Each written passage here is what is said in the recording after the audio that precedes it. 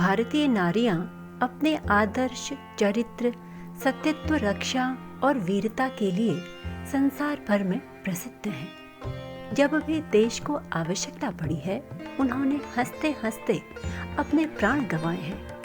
अग्नि शिखाओं का आलिंगन कर जौहर व्रत का पालन किया है। देश और जाति की रक्षा के लिए न केवल अपने को ही उत्सर्ग किया है, वरन पतियों को भी उनके कर्तव्य पालन के लिए पूरी प्रेरणाएं दी हैं। पंडित श्री राम शर्मा आचार्य। पुस्तक का नाम भारत की महान वीरांगनाएं। पुस्तक परिचय। महापुरुष हर युग में, हर देश में पैदा हुए हैं और अपने जीवन की अमर गाथाएं छोड़ गए हैं, जिनका अंशतः व पूर्णतः लाभ मानव जाति उठाती रही है। किंतु उन महाशक्तियों के बारे में इतिहास प्राय मौन ही रहा है, जिन्होंने उन महानुभावों को महामानव बनाया। मातृशक्ति के बारे में जितना भी इतिहास के पन्नों पर स्वर्ण अक्षरों में लिखा है, वह भी आज संसार भर के लिए प्रेरणादायी है, जिससे यह प्रमाणित होता है कि नारियां किसी भी युग में अबला नहीं थी। उसमें अनंत शक्तियां निहित हैं।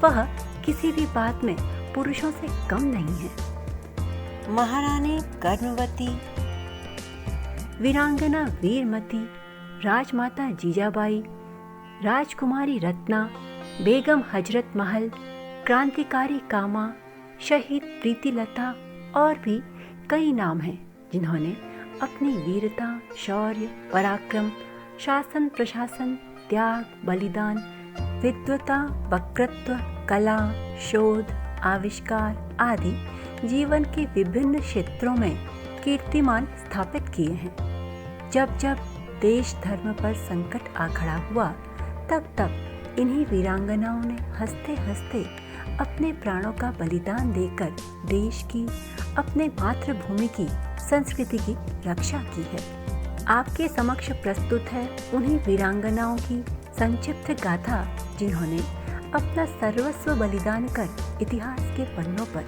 अपना नाम स्वर्ण अक्षरों में अंकित किया। पुस्तक के कुछ अंश। वीरांगना वीरमती ऐसी ही आदर्श नारियों में से हैं, जिन्होंने देशद्रोही पति के साथ जीवित रहना कलंक समझा। देश धर्म की कीमत उन्होंने अपने पति के जीवन से भी बढ़कर समझी। फलस्वरूप अपने ही नंगी तलवार द्वारा उसका प्राणांत कर आप भी स्वर्ग सिधार गई। नारी भी यदि दृढ़ निष्ठा से काम ले तो रण क्षेत्र में भी चमत्कार दिखला सकती है।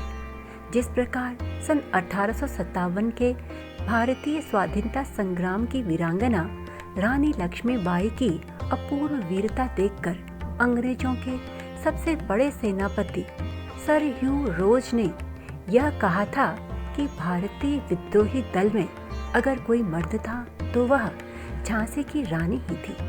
उसी प्रकार हम कह सकते हैं कि सबसे बड़े मुस्लिम सम्राट के मुकाबले में अगर किसी ने स्वाधीनता के झंडे को ऊंचा उठाकर रखा तो वह महाराणा प्रताप के पश्चात रानी दुर्गावती ही थी।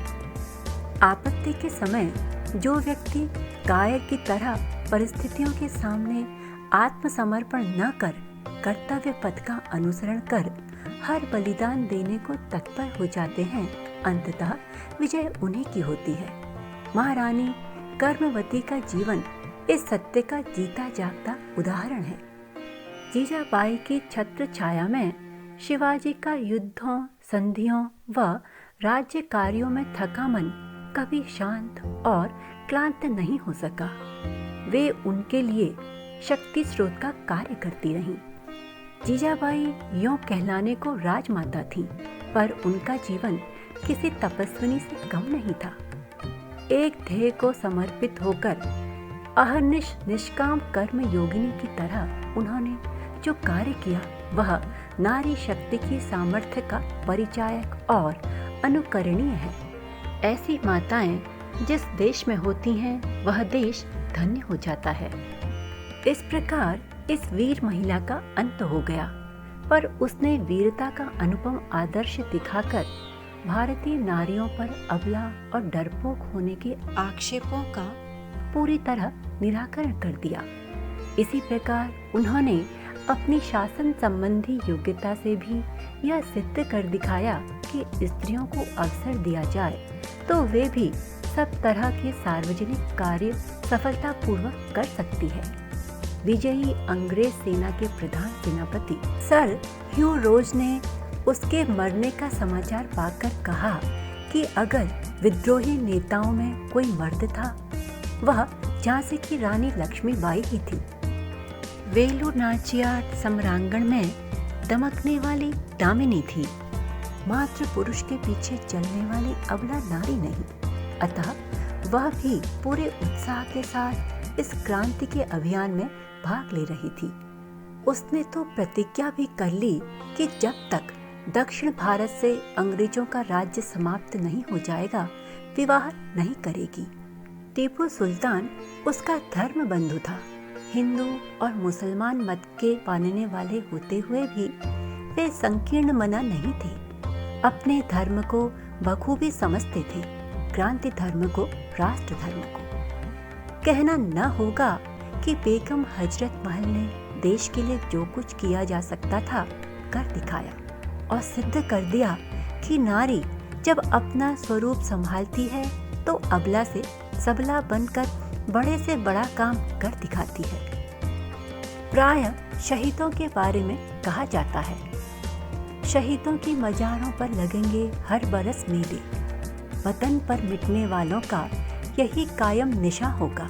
लेकिन कुछ शहीद ऐसे भी होते हैं जिनका न कोई मजार बनता है और न उस पर मेले लगते हैं। कुछ ऐसे ही अनजाने, अनगाए और अनरोए शहीदों में हमारे भारत के राष्ट्रीय ध्वज तिरंगे की जननी श्रीमती भीकाजी कामा भी थी।